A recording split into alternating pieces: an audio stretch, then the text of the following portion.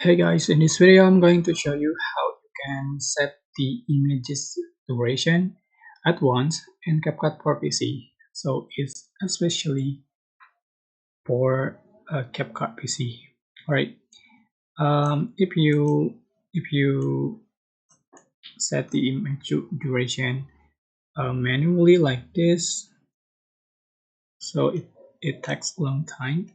You can set the image duration at once. So go to the menu, select settings, and then select edit and set for the image duration.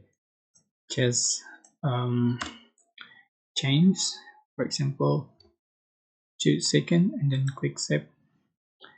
And you can try to add the images. You can see for one clip in 2 seconds.